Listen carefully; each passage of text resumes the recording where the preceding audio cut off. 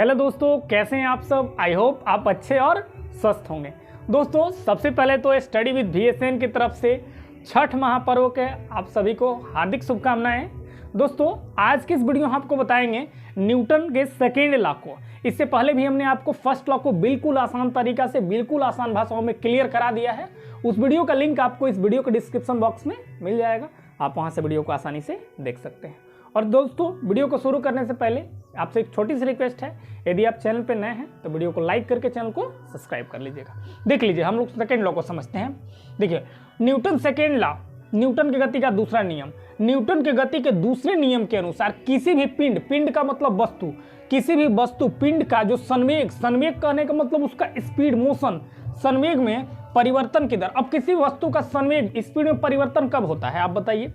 Speed में भैया परिवर्तन तब होता है जब उस पर कोई बाहरी फोर्स लगाया जाता है, बाहरी बल लगाया जाता है। ठीक है, यदि हम बल ज़्यादा लगाएंगे तो उसमें जल्दी से चेंजिंग होगा, उसका डायरेक्शन चेंज हो जाएगा। हम पिछले क्लास में आपको बल के बारे में बता दिए थे कि किसी भी वस्तु के ऊपर यदि हम बल लगाते हैं तो उसकी दिशा में परिवर्तन हो सकता है। यदि हम ज़्यादा उस पर फोर्स लगाएंगे तो जल्दी से चेंज हो जाएगा, ज़्यादा फोर्स लगाएंगे मतलब जल्दी चेंज हो जाएगा। अब देख लीजिए वस्तु पर लगाए गए बल का सीधा समानुपाती। अब सीधा समानुपाती कहने का मतलब क्या होता है समझिए। सीधा समानुपाती कहने का मतलब हुआ कि जितना ज़्यादा अमाउंट में लगाएंगे उतना जल्दी डायरेक्शन चेंज होगा, मतलब दोनों। अगर कम लगाएंगे तो कम होगा। ठीक है, जैसे मान लीजिए हम लोग गाड़ी चलाते हैं, गाड़ी के ज़्यादा एक्सीलरेटर देते हैं तो जल्दी से आगे निकलते हैं। ज़्यादा एक्सीलरेटर दिए मतलब क्या दिए कि उसको स्पीड दी, उस पर फोर्स लगाए, हम उस पर ताकत लगाए। ताकत लगाए मतलब ताकत लगाने का मतलब इंजन ताकत लगाया तो जल्दी से गाड़ी आगे निकला, मतलब उसका संवेग चेंज हो गया, मतलब स्पीड चेंज हो गया। पहले हम 60 चल रहे थे अब 80 चलने लगे।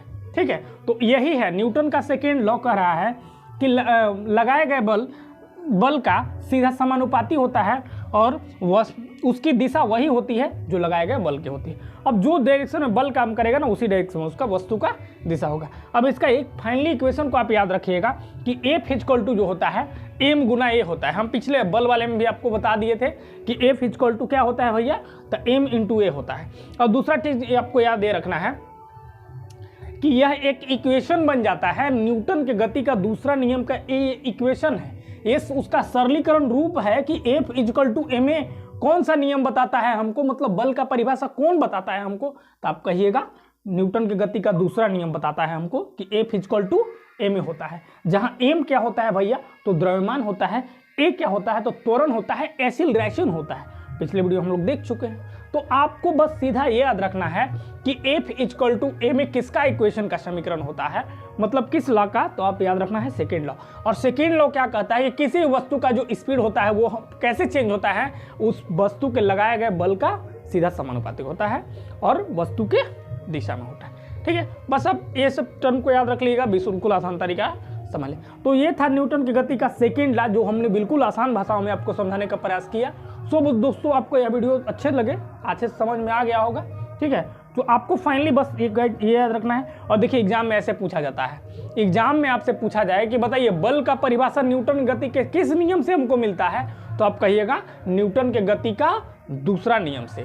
न्यूटन के गति का दूसरा नियम से हमको किसकी परिभाषा मिलता है, तो आप कहिएगा बल का। ठीक है, इसके बेस पे जो भी क्वेश्चन बनाए जाते हैं अभी खत्म कर लीजिए, तब हम लोग बारी बारी से बिल्कुल आसान तरीका से समझेंगे। सो दोस्तों बस आज के वीडियो में बस इतना ही, फिर मिलते हैं अगले वीडियो में एक नए कॉन्सेप्ट, एक नए तरीका के साथ। तब तक के लिए धन्यवाद। जय हिंद,